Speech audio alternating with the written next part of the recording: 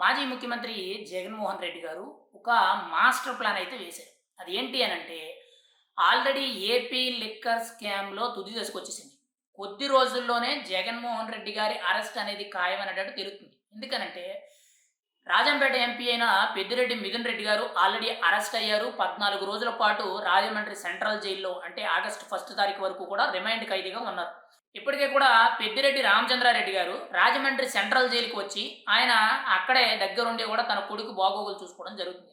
ఇంకోవైపు మాజీ ఎక్సైజ్ శాఖ మంత్రిగా పనిచేసిన మాజీ డిప్యూటీ సీఎం నారాయణ స్వామి ఎవరైతే ఉన్నారో ఆయన నెల్లూరు జిల్లాకు చెందిన నేత.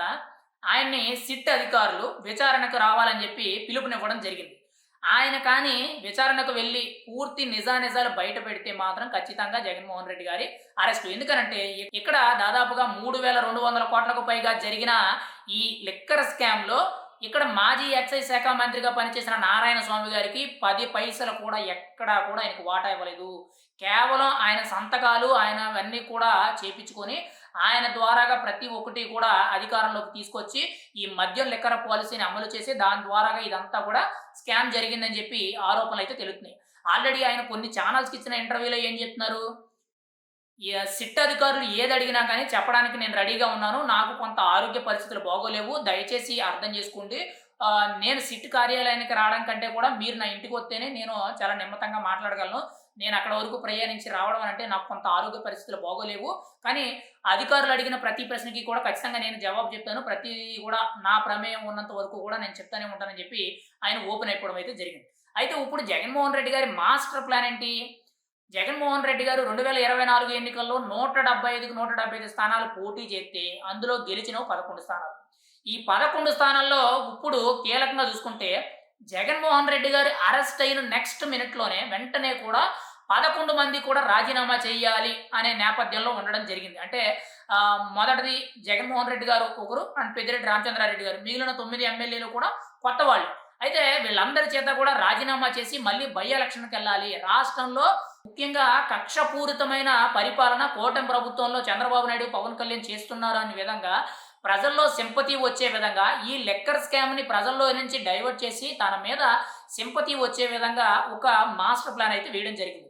అయితే ఇక్కడ జగన్మోహన్ రెడ్డి గారు ఏసిన మాస్టర్ ప్లాన్‌లో అందరూ కూడా రాజీనామాలు చేయాలి 11 మంది ఎమ్మెల్యేలు అని ఏదైతే అనుకుంటున్నారో దానికి మిగిలిన 9 మంది ఎమ్మెల్యేలు కూడా వ్యతిరేకంగా చెప్పడం జరుగుతుంది. అంటే పెద్దిరెడ్డి రామచంద్రారెడ్డి ఇంకోవైపు జగన్మోహన్ రెడ్డి గారు తప్పితే మిగిలిన 9 మంది కూడా ఖచ్చితంగా పదవికి రాజీనామా చేసే అవకాశం లేదు. ఇంకొక ఆల్టర్‌నేటివ్ అవకాశం ఏదైనా ఉంటే చూడండి అనే విధంగా వ్యతిరేకత అయితే వినిపిస్తుంది.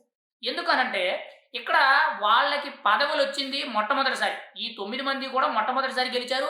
పైగా వాళ్ళకొచ్చిన మెజారిటీ అనేది ఏదో ఒక 50,000, ఒక 70,000 మెజారిటీలో రాలా. చాలా కష్టంగా 10,000, 15,000 మెజారిటీలో మాత్రమే లెగ్గడం జరిగింది. ఇప్పుడు ఒకవేళ వాళ్ళు రాజీనామా చేసి బై ఎలక్షన్‌కి వెళ్తే 2024 ఎన్నికల్లో వాళ్ళు గెలవడానికి సుమారుగా 50 కోట్లకు పైగా ప్రతి నియోజకవర్గంలో ఖర్చు పెట్టుకున్నారు. మరి ఇప్పుడు బై ఎలక్షన్‌కెళ్తే ఆ సీటు కోసం ఇప్పుడు 50 కోట్లు కాదు 70 కోట్లు ఖర్చు పెట్టినా ఆ సీటు గెలుపుతామనే ఆ ధైర్యం లేదు వాళ్ళకి. ఎందుకనంటే ప్రభుత్వం మీద ప్రజలకి నెగెటివ్ అనేది లేదు. ఎందుకనంటే మొత్తం కూడా పాజిటివ్ వైబ్సే ఉన్నాయి. ఎందుకనంటే రీసెంట్‌గా ఈ ప్రభుత్వం ఒక్కొక్కటి కూడా అమలు చేసుకుంటూ రావడం, ఇంకోవైపు అమరావతి, పోలవరం ఇవన్నీ కూడా అభివృద్ధి చేసుకుంటూ రావడం, రాష్ట్రంలో అన్ని చోట్ల కూడా రోడ్లేసుకుంటూ రావడం, కొన్ని చోట్ల మంచినీటి సదుపాయాలు, ముఖ్యంగా సూపర్ 6 హామీల్లో భాగంగా రీసెంట్‌గా తల్లికి వందనం పథకం అనేది చాలా బాగా ఇంపాక్ట్ చెందింది. పైగా ఇంకొక 15 రోజుల్లో ఆగస్టు 15వ తారీఖున మహిళలకి ఉచిత బస్సు అయితే ఇవ్వబోతున్నారు. అది ఇచ్చిన ఫలం అయితే ఖచ్చితంగా ఇంకా జగన్మోహన్ రెడ్డి గారు ఒకవేళ బై ఎలక్షన్‌కి వెళ్తే కనీసం 11 స్థానాల్లో ఒక్క స్థానం కూడా గెలవడం చాలా కష్టం. బై ఎలక్షన్ అంటే అంత ఈజీ ఏమీ కాదు. ఎందుకంటే చాలా హోరాహోరీగా ఉంటది. ఓట్ల శాతం అనేది చాలా తక్కువగా ఉంటది. మరి ఇటువంటి సందర్భంలో బై ఎలక్షన్‌కెళ్ళే ధైర్యం అయితే వాళ్ళు చేయరు. ఎందుకంటే కొత్తగా పదవులొచ్చినాయి. చాలా ఖర్చు పెట్టారు. కనీసం ఈ 50 ఏళ్లలో కనీసం వాళ్ళు పెట్టిన ఖర్చులో కాతో కోతో ఏదో అధికారాన్ని ఉపయోగించుకునో లేదంటే ఏదో విధంగా వాళ్ళు కాతో కోతో ఎనక్కాల నిలవేసుకొని వాళ్ళు కొంత సేఫ్ సైడ్ ఉండడానికి ప్లాన్ చేస్తారు. కానీ జగన్మోహన్ రెడ్డి గారు వేసిన మాస్టర్ ప్లాన్ ఇక్కడ ఏపీ లిక్కర్ స్కామ్ నుంచి ప్రజల్ని డైవర్ట్ చేయడానికి ఇక్కడ 11 మంది ఎమ్మెల్యేలని రాజీనామా చేయాలని ఏదైతే ఆలోచిస్తున్నారో అది 100కి 100 పాళ్ళు ఫెయిల్ అయ్యే గేమే. 100కి 100 పాళ్ళు కూడా ఫెయిల్ అయ్యే ప్లానే అని చెప్పి మనమైతే చెప్పుకోవచ్చు. ఎందుకనంటే ఇక్కడ ఎమ్మెల్యేలు అంత సాహసం అయితే చేయరు. పైగా ఆల్రెడీ పార్టీకి చాలా బలహీనపడ్డది. పార్టీ 2029 వరకు ఉంటుందా లేదా అనేది కూడా చాలా కష్టం. కానీ ఏంటంటే ఇక్కడ ఆల్రెడీ ఏపీ లిక్కర్ స్కామ్ అనేది తుది దశకొచ్చింది. చీకట్లో ఉన్న బిగ్ బాస్ అయిన జగన్మోహన్ రెడ్డి గారు ఏదైతే అరెస్ట్ అవుతారని కారణాలు వినిపిస్తున్నాయో, దాన్ని పక్కన పెడితే ఈ గ్యాప్‌లో ఇంకొక కొత్త స్కామ్ అనేది రాష్ట్ర వ్యాప్తంగా గనుల శాఖలకు సంబంధించి చాలా చోట్ల అక్రమ మైనింగు, క్వార్ట్జ్ గాని, సిలికా శాండ్ గాని, లేదనంటే శాండ్ కానీ, లేదనంటే మైనింగ్ కానీ ఇలా రకరకాలుగా ఏవైతే మైనింగ్ గనులుంటాయో అవన్నీ కూడా ఇష్టానుసారంగా ఎక్కువగా నెల్లూరు జిల్లాలోను, చాలా తదితర ప్రాంతాల్లో ఇవన్నీ కూడా జరిగాయి. ఈ గనుల శాఖకు సంబంధించి దాదాపుగా 2600 కోట్లకు పైగా జరిగిందని చెప్పి ఇప్పుడు వార్తలైతే వినిపిస్తున్నాయి.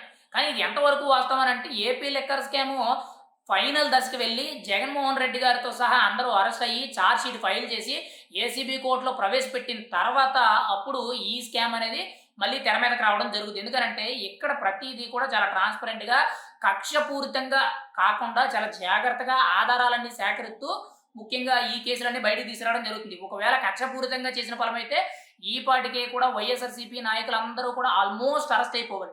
మీకు ఎగ్జాంపుల్‌గా ఉదాహరణకు చూసుకుంటే పేర్ని నాని గారు ఇంకా అరెస్ట్ అవ్వలేదు. కోడళ్ళని మెయిన్ కోడళ్ళని అరెస్ట్ అవ్వలా. మాజీ మంత్రి ఆర్‌కే రోజా గారు అరెస్ట్ అవ్వలా. అనిల్ కుమార్ యాదవ్ గారు అరెస్ట్ అవ్వలా. అంబటి రాంబాబు గారు అరెస్ట్ అవ్వలా. గుడివాడ అమర్నాథ్ గారు అరెస్ట్ అవ్వలా. కేవలం ఎవరైతే నోటు దురుసుగా మాట్లాడారో, ఎవరైతే కొంత విచ్చలవిడిగా ప్రవర్తించారో వాళ్ళ మీద ఆధారాలతో సహా పట్టుకొని అరెస్ట్ చేయడం జరిగింది తప్పితే ఎక్కడా కూడా కక్షపూరిత చర్య అనేది లేదు. కానీ జగన్మోహన్ రెడ్డి గారు ఇక్కడ పబ్లిసిటీ ఒకటి చేస్తున్నారు. వాస్తవాల్లో ఒకటి జరుగుతుంది. కానీ ప్రజల్ని ఏమార్చడానికి ఇప్పుడు మాస్టర్ మైండ్ కింద మాస్టర్ గేమ్ ప్లాన్ అనేది 11 మంది ఎమ్మెల్యేల చేత రాజీనామా చేయించాలనే నేపథ్యంలో ఆయనైతే ఉన్నారు. కానీ ఎమ్మెల్యేలు మాత్రం దానికి నిరాకరించడం జరుగుతుంది. కొద్ది రోజుల్లోనే ఏపీ లిక్కర్ స్కామ్ మరి ఎటువంటి పరిస్థితులు చోటు చేసుకుంటాది?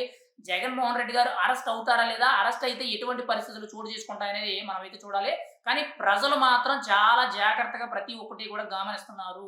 మరి వాళ్ళు ఎటువంటి నిర్ణయం తీసుకుంటారనేది ముందు ముందు మనం ఎదురు చూడాలి.